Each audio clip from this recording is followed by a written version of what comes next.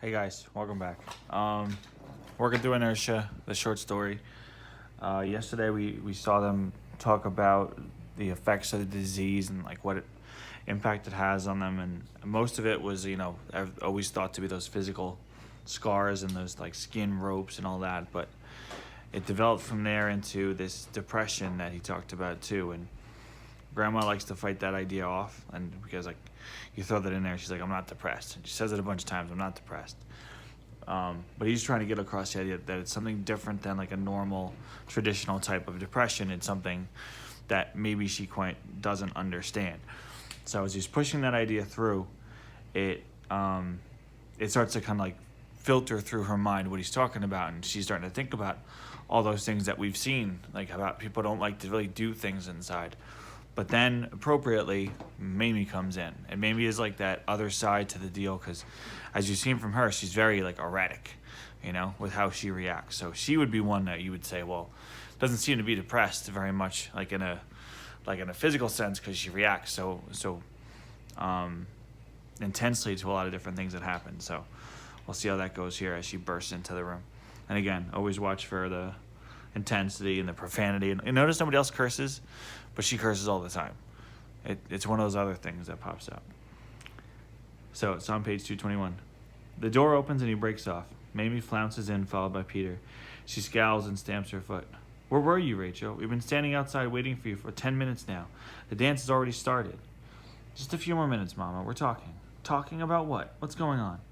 Nothing, McCabe says. I was just asking your mother some questions about life inside. I'm sorry we took so long. You never ask me questions about life inside. And besides, I want to dance. McCabe says, if you and Peter want to go ahead, I'll bring Rachel and Jenny. Maybe chews her bottom lip. I still know that she wants to walk up the street to the dance between Peter and McCabe, arm linked with each, the girls trailing behind. McCabe meets her eyes steadily. Well, if that's what you want, she says pettishly. Come on, Pete. She closes the door hard. I look at McCabe, unwilling to voice the question in front of Rachel, trusting him to know the argument I want to make. He does. In clinical depression, there's always been a small percentage whom illness is manifested not as passivity, but as irritability. It may be the same. We don't know. So that would be why Mamie is the way she is. Her depression isn't like push everything down and like keep from action. It's the opposite. It makes her prone to anger. Or at least that's what it normally goes like in depression. Graham, Rachel says, as if she can't contain herself any longer. He has a cure. For the skin manifestation only, McCabe says quickly. And I see that he wouldn't have chosen to blurt it out that way, not for the effects on the brain. I say despite myself, how can you cure one without the other? He runs his hand through his hair, thick brown hair. I watch Jenny watch his hand. Skin tissue and brain tissue aren't alike, Mrs. Pratt. The virus reaches both the skin and the brain at the same time. But the changes to the brain tissue, which is much more complex, take much longer to detect, and they can't be reversed. Nerve tissue is non-regenerative. If you cut your fingertip, it will eventually break down and replace the damaged cells to heal itself. If you're young enough, you can grow an entirely new fingertip. Something like that is what we think of our cure will stimulate the skin to do. But if you damage your cortex, those cells are gone forever. And unless another part of the brain can learn to compensate, whatever behavior those cells govern is also changed forever. Changed into depression, you mean? Into calmness and into restraint of action. The country desperately needs restraint, Mrs. Pratt. And so you want to take some of us outside, cure the skin ropes, and let the depression spread, the restraint, the slowness to act. We have enough action out there, and no one can control it. It's all the wrong kind. What we need now is to slow everything down a little bit before there's nothing left to slow down. So you'd infect the whole population slowly, gently, for their own good. Is that up to you to decide? Considering the alternative, yes, because it works. The colonies work, despite all your deprivations, and they work because of the disease. Each new case would have skin ropes, which will then cure. Does your cure work, doctor? Rachel's father died of a cure like yours. Not like ours, he says, and I hear it in a voice the utter conviction of the young and energetic of the outside. This is new and medically completely different. This is the right strain. And you want me to try this new right strain as your guinea pig. There is a moment of electric silence. Eyes shift, gray, blue, brown. Even before Rachel rises from her stool, McCabe says, we think the best chances to avoid scarring are with young people without heavy skin manifestations. I know. Rachel puts her arm around me and Jenny. Jenny with the red ribbon woven in her hair, sitting in the broken chair on as on a throne. Jenny, who never heard of neurotransmitters or slow viruses or risk calculations, says simply, "It has to be me," and looks at McCabe with eyes shining with love. So this whole back and forth about the idea of it, that the cells in the brain change, and when the brain changes, it's pretty much stuck that way, right?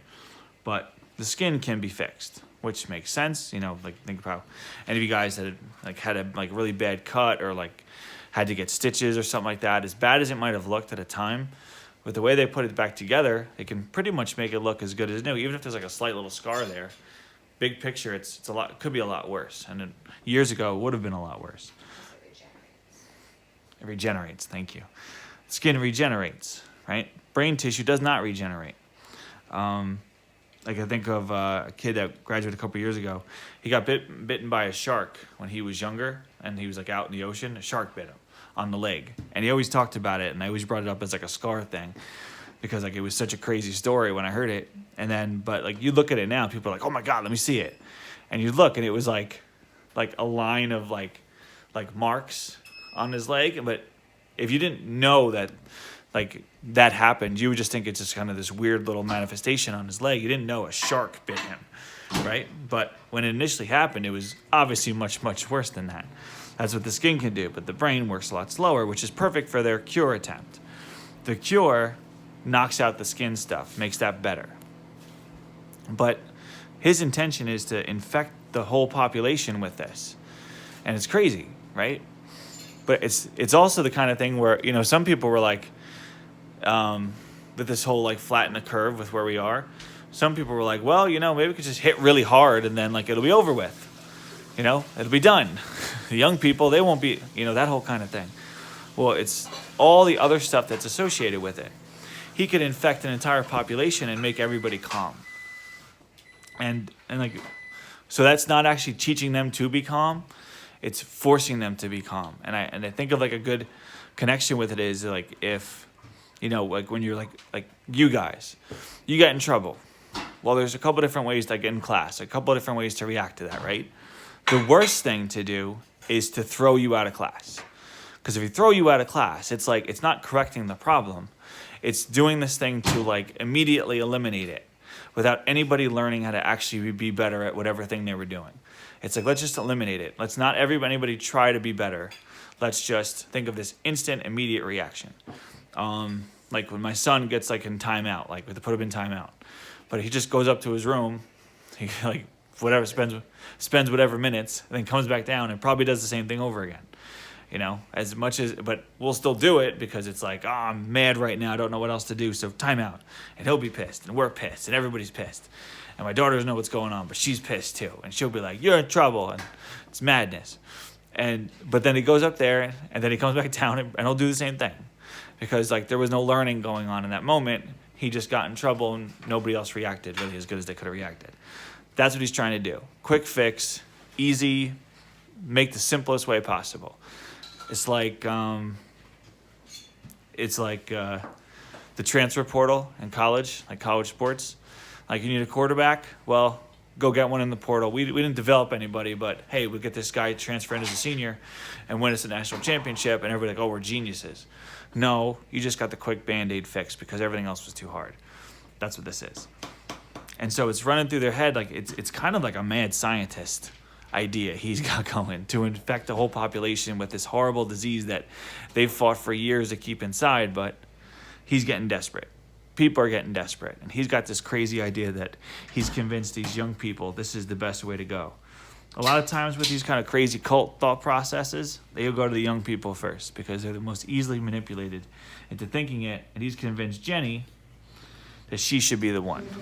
She should be the one to follow through. I say no. I send McCabe away and say no. I reason with both girls and say no. They look unhappily at each other, and I wonder how long it will be before they realize they can act without permission, without obedience. But they never have. We argue for nearly an hour, and then I insist they go to the dance, and then I go with them. The night is cold. Jenny puts on her sweater, a heavy hand-knit teal garment that covers her shapelessly from neck to knees. Rachel drags on her coat, a black donated synthetic, frayed cuffs and hem. and we go out the door. She stops me with a hand on my arm. Graham, why did you say no? Why, honey? I've been telling you for an hour. The risk, the danger. Is it that, or I could feel in her the darkness of the hall gathering itself together? Or is it, don't be mad, Graham. Please don't be mad at me, but is the cure a new thing, a change? A different thing you don't want because it's exciting, like Tom said? No, it isn't that, I say, and I feel her tense beside me. And for the first time in her life, I don't know what the tensing means, because she's never done things like that before. We go down the street below, but towards Block B. There's a moon and the stars, a tiny high pinpoints of cold light. Block B is further lit by kerosene lamps and by torches snuck into the ground in front of the peeling barracks walls from the form of the cheerless square. Or does it only seem to be cheerless because of what McCabe said? Could we have done better than this black utilitarianism, this subdued bleakness, this peace? Before tonight, I wouldn't have asked. I stand in the darkness at the head of the street, just beyond the square, with Rachel and Jenny. The band plays across from me, a violin, a guitar, a trumpet, with one valve that keeps sticking. People bundled all in clothes they own, ring the square, clustering in the circles of light and torches, talking in quiet voices. 6 or 7 couples dance slowly in the middle of the barren earth, holding each other loosely and shuffling, a plaintive version of Starships and Roses. The song was a hit a year I got the disease, and a revival a decade later, the year the first manned expedition left for Mars. The expedition was supposed to set up a colony. To get away, probably. Are they still there? We had written no new songs. Peter and Mamie circled around among the other couples. Starships and Roses ended and the band begins yesterday. A turn brings Mamie's face briefly into the torchlight. It's clenched and tight, streaked with tears. You should sit down, Graham, Rachel says. This is the first time she's spoken to me since we left the barracks. Her voice is heavy, but not angry. There's no anger in Jenny's arm as she sets down the 3-legged stool she carried for me. Neither of them is ever really angry. Under my weight, the stool sinks unevenly into the ground. A boy 12 or 13 comes up to Jenny and wordlessly holds out his hand. They join the dancing couples. Jack Stevenson, much more arthritic than I, hobbles towards me with his grandson Hal by his side. Hello, Sarah. Been a long time. Hello, Jack. Thick disease ridges cross both his cheeks and snaked down his nose. Once, long ago, we were at Yale together. Hal, go dance with Rachel, Jack says. Give me that stool first. Hal, obedient, exchanges the stool for Rachel, and Jack lowers himself to sit beside me. Big doing, Sarah. So I hear. McCabe told you all of it? He said he'd been to see you just before me. He told me. And what do you think? I don't know. He wants Hal to try the cure. Hal, I hadn't thought. The boy's face is smooth and clear, the only visible skin ridges on his right hand. I say, Jenny, too. Jack nods, apparently unsurprised. Hal said no. Hal did? You mean Jenny didn't? He stares at me. She'd even consider something as dangerous as an untried cure, not to mention this alleged passing outside? I don't answer. Peter and Mamie dance from behind the other couples, disappear again. The song they dance to is slow, sad, and old. I think about what that means. Like Hal said no right away, but Jenny was going to say yes. This whole passing outside business is basically they would cure the physical part of the disease, and then they would go outside and just infect the whole world.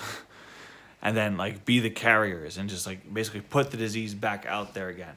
It's insane, but it's what the thought process would be. Like, and depending on how the way you frame a certain idea is going to be how people like respond to it. And some people automatically say no at the thought, which is what Graham did, but he framed it in such a way, like he was that engaging personality that they really hadn't seen in a long time. They bought in. And these girls, like they're young and they've never seen someone like McCabe because everybody inside is so like depressed and calm. So the first energetic person that comes into the colony, they're like, oh, look at this guy. He's brilliant, right? Like The Rock. You guys know who The Rock is? Which I'm sure you do, because I feel like I must have mentioned him many times as a great American hero. But like The Rock, you know, he could talk to people and they would get immediately engaged because of like how he gets his points across. Like he might say nonsense, but it's like, oh, it's The Rock talking. I want to listen to The Rock. You know, he just has a way with words. That's kind of what McCabe is like. He's more charismatic than other people, and people listen because of it, even in crazy ideas. Jack, could we have done better here with the colony? And Jack watches the dancers, and finally he says, we don't kill each other. We don't burn things down. We don't steal, or at least not much and not cripplingly. We don't hoard. It seems to me we've done better than anyone else had ever hoped, including us. His eyes search for the dancers for Hal. He's the best thing in my life, that boy.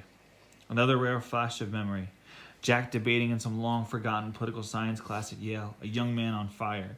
He stands braced lightly on the balls of his feet, leaning forward like a fighter or a dancer, the electric light brilliant on him, on his glossy black hair. Young women watch him with their hands quiet on their open textbooks. He has the prose side of debating question. Resolved. Fomenting first strike, third world wars, and an effective method of deterring nuclear conflict among superpowers. Real quick, look at this. He's the pro side of this political science question. First off, his demeanor, excited. Young man on fire, fired up, energetic.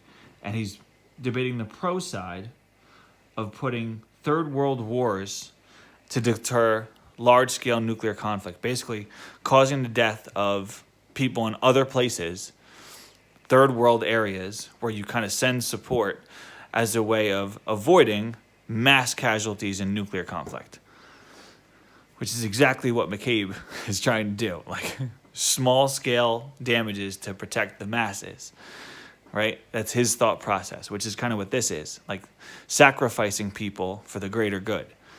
Well, ironically enough, that's what McCabe's going for. That's what he's said no to. Abruptly, the band stops playing. In the center of the square, Peter and Mamie are shouting at each other. I saw the way you touched her. For God's sake, Mamie, not here. Why not here? You don't mind dancing with her, touching her back here, and she starts to cry. People look away, embarrassed. A woman I don't know steps forward to put a hesitant hand on Mamie's shoulder. Mamie shakes it off, her hands to her face, and rushes away from the square. Peter stands there dumbly a moment before saying to no one in particular, I'm sorry, please dance. And he walks towards the band, who began raggedly to play Didn't We Almost Have It All? The song is 25 years old. Jack says, Can I help you, Sarah, with your girl? How? I don't know, he says, and of course he doesn't. He offers not out of usefulness, but out of empathy, knowing how ugly the little scene in the torchlight depresses me. Do we all so easily understand depression?